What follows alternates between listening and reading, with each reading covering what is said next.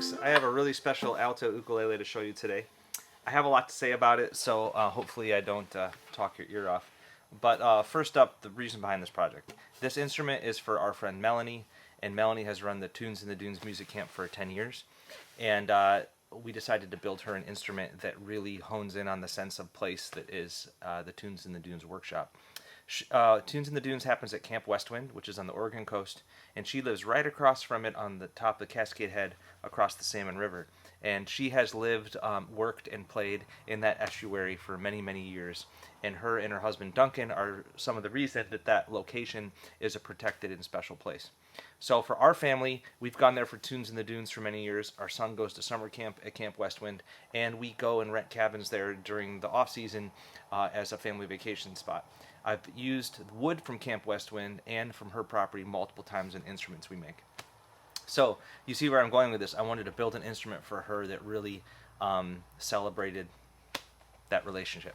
So to begin with, the most interesting thing is the cedar top on this instrument is from a fence post from her property. There's a cedar fencing that went in there probably in the 1960s when someone tried to run cattle on Cascade Head. This is what it looks like when we mill into it and get down to the beautiful part. And this is also the beautiful part. That's a fence post from her property. That's what the outside looks like with all that moss and stuff. And here's a piece of it right here, still with its three-dimensional texture. And as well, we put it in here in the end graft. And of course, for the strap buttons, I used rusty fence staples from her fence post. And I think that's pretty cool. So it's also got a little sand dollar on here from Camp Westwind. And then inside, when you're playing the instrument and you look down in, there's a little miniature nature diorama, I guess, of moss and cedar and shells and sand and things from camp that's down in there. And I think that's pretty cool. So for the neck, we used alder. Alder is another species from Oregon that's important and symbolic to her. And I've had trouble getting alder over the years. I know I could go spend big money for it, but it's such a common tree. I don't get why I don't see it very often, especially compared to fir and cedar. But the thing I like about alder is it carves kind of like mahogany. It's like one of those woods that the grain just lets you go whatever direction. I think it's going to be very well suited to, excuse me, very well suited to ukulele necks if I can just get my hands on more of it. And then the walnut here is from Hood River, Oregon, from our spot. This is from a tree that was standing dead in the back of one of our friends and customers' properties. And I've been slowly milling it and drying it.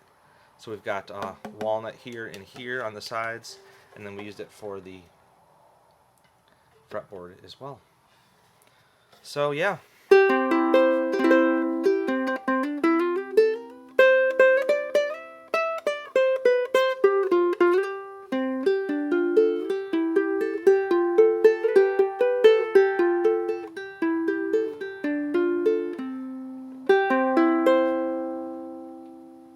Yeah, it just sounds and feels lovely, and I hope that everyone appreciates the purposely rustic touches that went into this instrument.